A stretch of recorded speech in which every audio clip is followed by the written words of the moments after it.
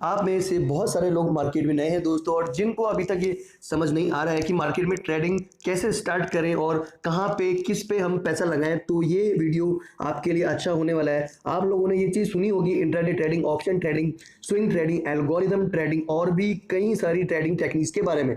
लेकिन क्या है ये स्ट्रेटजीज का, इनको यूज़ करना चाहिए और इनको यूज़ करने का रिस्क और एडवांटेज क्या है, तो ये आपको नहीं पता, तो ये वीडियो आपके लिए बेस्ट होने वाला है आज का, क्योंकि आज मैं आपको इन सब ट्रेडिंग टेक्निक्स को इम्प्लीमेंट करना सिखाने वाला हूं और इनके एडवांटेज और रिस्क को बताने वाला हूं। तो उसके लिए वीडियो को एंड तक जरूर देखिएगा, मेरे साथ बने रहिएगा। और अगर आप राहुल कौशिक आरके पे नए हैं तो चैनल को सब्सक्राइब कीजिए, बेल आइकन प्रेस कीजिए, ताकि ऐसे ही इंटरेस्टिंग वीडियोस आपके पास में आते रहेंगे। तो दोस्तों, अगर आप बिगनर हैं तो उसके लिए सबसे पहले आपको एक डीमैट अकाउंट होना मैंडेटरी है। तो डीमैट अकाउंट खोलने के लिए मैंने आपको डिस्क्रिप्शन में एक लिंक दिया है, जहां पर देश की नंबर 1 कंपनी का आप डीमैट अकाउंट खोल सकते हैं, वो भी बिल्कुल फ्री में, जहां पर आपको 1 महीने की ब्रोकरेज भी अभी फ्री दी जा रही है।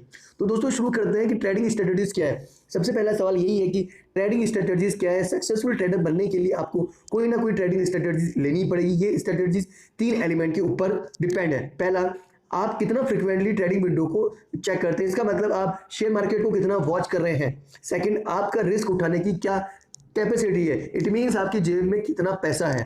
थर्ड पॉइंट, आपका लॉन्ग टर्म इन्वेस्टमेंट गोल क्या है, आपका गोल क्या है, आपको क्यों इन्वेस्टमेंट आप यहाँ पर करना चाह रहे हैं। एक बार ये 3 एलिमेंट आप फिक्स कर लेते हैं तो आपको ये डिसीजन लेना आसान होता है कि कौन सी स्ट्रेटजीज आपके डिमांड को मीट करता है और आपके लिए कौन सा सही है। लेकिन स्ट्रेटजीज चूज करने से पहले का स्टेप है, कई बार नए इन्वेस्टर के साथ ऐसा होता है, कुछ दिन तो ट्रेड करने के बाद उनको लॉस का सामना करना पड़ता है और वो पीछे हट जाता है और वो अपनी स्ट्रेटजी भूलकर रैंडम ट्रेडिंग करने लगते हैं। उन सब इन्वेस्टर को यही एडवाइस है, कोई भी स्ट्रेटजीज का इफेक्ट दिखने के लिए टाइम लगता है और पेशेंट भी लगता है।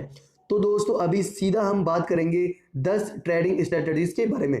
इंट्राडे ट्रेडिंग स्ट्रेटजीज, अगर आपका इन्वेस्टमेंट टारगेट शॉर्ट टर्म में पैसा कमाना और ज़्यादा से ज़्यादा स्टॉक में अपना इन्वेस्टमेंट को डाइवर्सिफाइड करना है, तो आपके लिए डे ट्रेडिंग बेस्ट है। इसका बेस्ट स्ट्रेटजीज है, मार्केट खुलने से पहले मार्केट न्यूज़ के बारे में इन्फॉर्म रहना, कौन सी कंपनी के बारे में क्या अनाउंसमेंट है या फिर कौन सी न्यूज़ आई है, ये डिटरमाइन करता है उस कंपनी के शेयर उस दिन कितना ऊपर जाएगा या नीचे। डे ट्रेडिंग में आप लोग लॉन्ग टर्म जैसा बेनिफिट नहीं पा सकते, लेकिन अगर बहुत सारे स्टॉक में डे ट्रेडिंग कर रहे हैं तो फिर एक रास्ता ये भी हो सकता है। लेकिन ध्यान में रखना होगा कि जितना ज़्यादा आप ट्रेड आप करेंगे उतना ही ज़्यादा आपको कमीशन बढ़ता जाएगा, इसलिए ऐसा ब्रोकर ढूंढना जरूरी है जो मिनिमम फी चार्ज कर पाए। डे ट्रेडिंग के कुछ पॉपुलर स्ट्रेटजीज है, long term strong stock, shorting weak ones, trading news catalyst.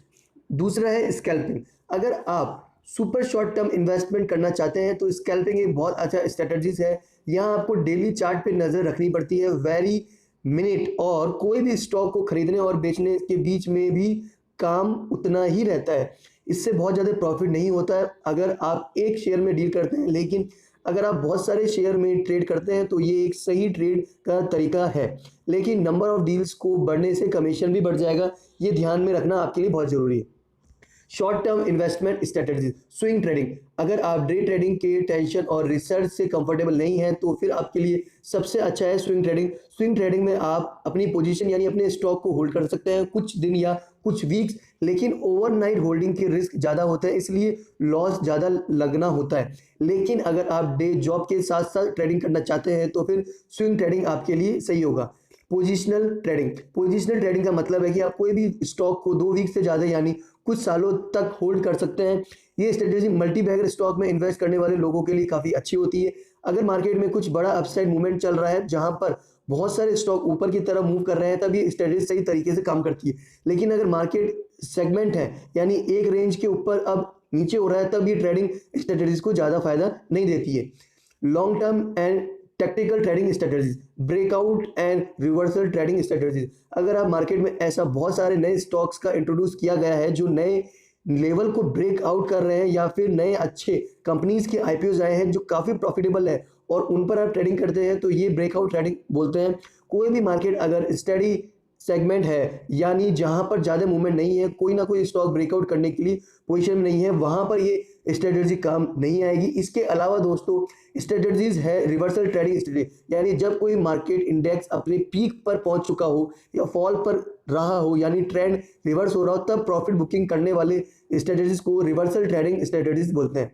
Six, momentum strategies, इसे कहते हैं लहरों के साथ तैरना, यानी मार्केट में अगर कोई स्टॉक ऊपर जा रहा है उस मूवमेंट को फॉलो करके उसको बाय करना है और जब वो आउट ऑफ स्टीम हो जाए नीचे आने लगे तो उसको सेल करना है। ये सबसे सीधा और आसान तरीका है जिसमें सबसे कम रिसर्च की जरूरत होती है, लेकिन आपको हरदम ट्रेडिंग इंडेक्स पर ध्यान रखना पड़ेगा ताकि आप नजर रख पाएं कि कौन सा स्टॉक अपवर्ड मूवमेंट में जा रहा है और कौन सा डाउनवर्ड में। हालांकि इसमें बहुत बार स्टॉप लॉस हिट होता है और इन्वेस्टमेंट का पैसा डूबने के बहुत चांस भी रहते हैं, क्योंकि सिर्फ मार्केट मोमेंटम के बेस पर नहीं बल्कि रिसर्च पर। 7 पॉइंट है दोस्तों, लॉन्ग टर्म इन्वेस्टमेंट। जो लोग लॉन्ग टर्म में किसी भी स्टॉक को होल्ड करना चाहते हैं और बिना रोज के लिमिट और लेवल की चिंता किए बगैर ट्रेडिंग करना चाहते हैं उनके लिए ऑप्शन, लेकिन ये ऑप्शन यूज करने के लिए आपको अच्छी तरीके से अपना रिसर्च करना पड़ेगा। आपको कंपनी के फाइनेंशियल और कंपनी से जुड़े कोई भी न्यूज को अच्छे तरीके से समझ कर तभी उस पर 2 से 3 या 4 साल का इन्वेस्टमेंट करना पड़ेगा, तभी आपको उसमें रिटर्न मिलेगा। लेकिन एक बात यह है कि लॉन्ग टर्म पोजीशन में आपको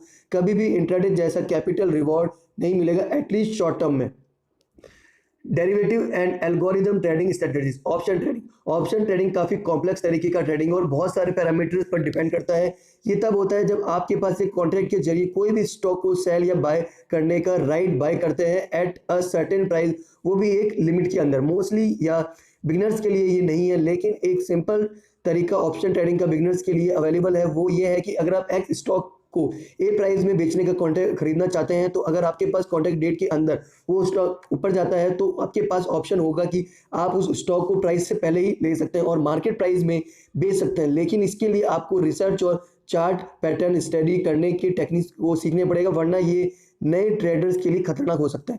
कमोडिटी ट्रेडिंग।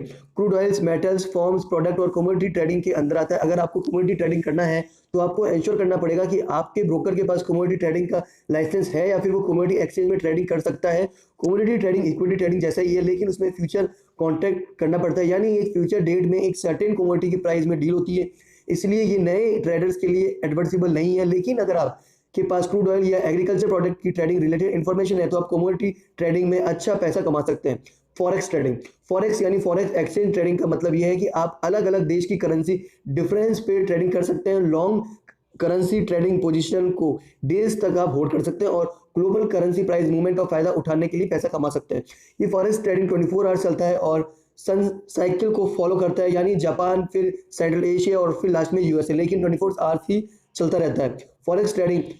लेकिन as a beginner forex trading में आपको कॉम्पिटिटर्स होंगे, इन्वेस्टमेंट बैंकर्स, बड़े बड़े ग्लोबल बैंक्स, तो आपके लिए पैसा कमाना यहाँ पर मुश्किल हो सकता है। 11वां पॉइंट है दोस्तों, एल्गोरिदम ट्रेडिंग। ये बहुत ही टेक ट्रेडिंग का फंडा है जहाँ पर अपने ट्रेडिंग स्ट्रेटजीज को कंप्यूटर में एक एल्गोरिदम की तरह इस्तेमाल करते हैं या फिर कंप्यूटर आपके स्ट्रेटजीज को फॉलो करके ट्रेडिंग का डिसीजन लेता है, यानी ऑटोमेटेड ट्रेडिंग। ये बहुत ही टेक सेवी लोगों के लिए है।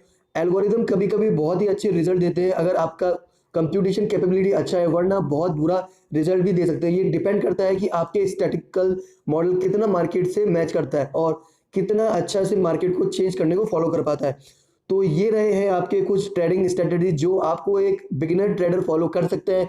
लेकिन कुछ भी कीजिए, आपका रिसर्च और मार्केट नॉलेज सबसे इंपॉर्टेंट है दोस्तों, और वो भी लॉस होने से आपको बचाएगा। तो दोस्तों उम्मीद करता हूँ आपको ये वीडियो बहुत पसंद आया होगा, और अगर आपको ये वीडियो अच्छा लगा हो तो उसको शेयर कीजिए, दबा के शेयर कीजिए दोस्तों, ताकि लोगों को सारी ट्रेडिंग स्ट्रेटजीज के बारे में पता चल पाए। और चैनल को सब्सक्राइब जरूर कीजिएगा दोस्तों। धन्यवाद।